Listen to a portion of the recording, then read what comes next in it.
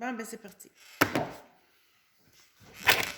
Bon, on va commencer par le mot de bienvenue du maire en cette journée, le mardi le 5 mai 2020, Assemblée régulière. Alors, ils sont présents ici dans la salle actuellement Nancy Lavoie, Aline Marois, la conseillère Nancy Filiatro, la conseillère Marianne Bergeron et le conseiller Roger Paul. Et sur la ligne téléphonique, à cause de la situation du conflit, Jean-Marie Lavoie qui nous suit au niveau sur une base téléphonique.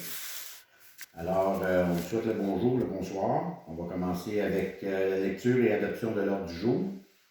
Donc, en point numéro 3, c'est l'adoption des comptes, correspondance, adoption du procès verbal de l'Assemblée régulière du 7 avril 2020.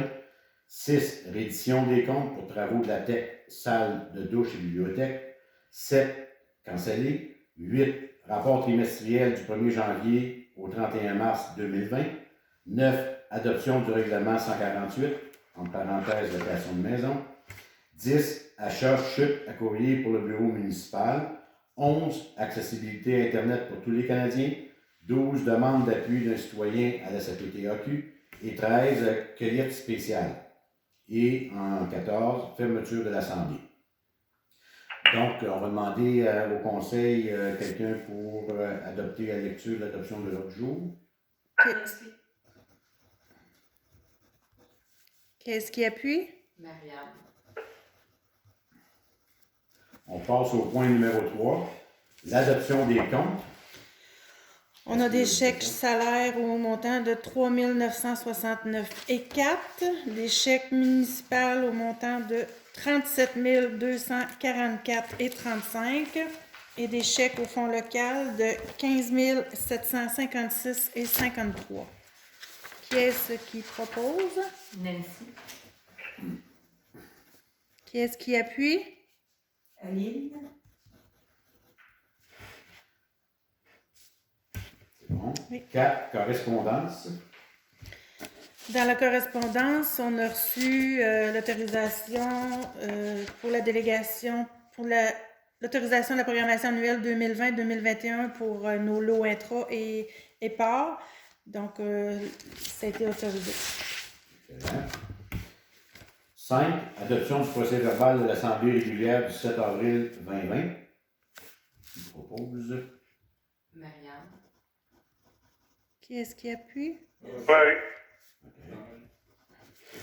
Okay. 6, réédition du compte, de compte pour travaux de la TEC, c'est-à-dire la salle des douches et des bibliothèques pour aller récupérer les subventions. Qui est-ce qui propose? Nancy. Qui est-ce qui appuie? Roger.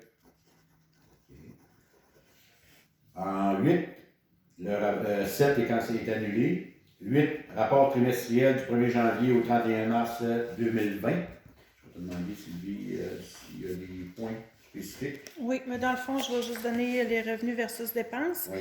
Du 1er janvier au 31 janvier 2020 sur un revenu prévu de 684 593. Présentement, on a des revenus de 207 609,40 et des dépenses de 246 044,14, ce qui fait pour l'année à date un déficit de 38 434,74. Donc, je fais juste mettre une note au dossier comme de quoi je ai donné une copie puis comme je vous en ai parlé. Exact. Puis juste pour information, pour les citoyens, c'est un préliminaire. C'est parce qu'on supporte principalement les travaux qui sont subventionnés. Okay? Mais on n'est pas déficitaire dans la réalité. Là. C'est bon? Oui. 9. Adoption du règlement 148, c'est-à-dire règlement de location, qui propose. Marianne. Qui est-ce qui appuie? Marie. Dans le fond, le règlement, c'est l'adoption des locations de la Maison Blanche au poste de garde-feu qui est décrété à l'intérieur. dont la lecture a été faite au mois d'avril. C'est bon. En 10, achat chute à courrier pour le bureau municipal. Dans le fond, c'est de faire de l'achat d'une boîte aux lettres pour installer à l'extérieur du bureau municipal pour que les citoyens puissent déposer le courrier directement au lieu de payer des frais de poste. Qui est-ce qui appuie? Qui propose? Nancy. Qui appuie? Bon. En 11, accessibilité à Internet pour tous les Canadiens. Je vais demander, on a reçu un projet de règlement, de résolution à présenter pour appuyer la MRC. Je vais demander à un des conseillers ou Sylvie de lire la proposition. Je peux la lire. Okay. Projet de résolution accessibilité à Internet pour tous les Canadiens. Considérant que l'évolution des technologies numériques et le virage pris pour une utilisation accrue de ces technologies dans toutes les assises de la société, considérant que la plupart des régions du Québec comportent des zones où un tel service est inefficace ou inaccessible, considérant que le gouvernement s'est engagé déjà à plusieurs reprises à régler les problèmes de connectivité Internet, mais que les échéanciers ne répondent pas à l'urgence. Considérant le développement social et économique régional, on ne peut pas se résilier sans un réseau Internet et une couverture cellulaire faible, fiable, performante et abondante. Abordable. Considérant que l'absence de connexion Internet adéquate prive de nombreux citoyens de revenus provenant du télétravail imposé par la crise ou l'adaptation de leurs entreprises à la réalité de la situation actuelle, considérant que la crise actuelle du COVID-19 a démontré qu'un accès à Internet haute vitesse performant et abordable est un service essentiel, considérant que la présente demande est un reflet du rapport d'experts commandé par le gouvernement, le rapport Yale, lequel concluant à l'urgence d'agir en matière, entre autres, d'accessibilité Internet pour tous les Canadiens. Attendu que la sécurité est souvent un enjeu quand, dans certaines régions, même la connexion téléphonique cellulaire est déficiente ou absente, rendant impossible de contacter les services d'urgence. Considérant que de nombreuses demandes ont été présentées par les entreprises de télécommunications pour l'obtention de subventions dans le but d'assurer le déploiement d'Internet à large bande dans les régions négligées par les grandes entreprises canadiennes et que les réponses se font attendre. Considérant que le développement et toutes les performances de l'Abitibi-Ouest, Internet haute vitesse est devenu une nécessité, voire même une urgence. Considérant qu'une option importante du territoire de la MRC est de 40% des citoyens ont un service Internet haute vitesse sous le standard, 50 mégabits et 10 mégabits, et qu'il s'agit là d'une fracture numérique majeure, privant les citoyens de services essentiels et ralentissant grandement le développement des entreprises de tous les secteurs agroalimentaires, touristiques, forestiers, manufacturiers. Considérant les grands câbleaux distributeurs ont surtout travaillé à améliorer le service dans les noyaux plus densément peuplés parce que ce sont des secteurs plus rentables.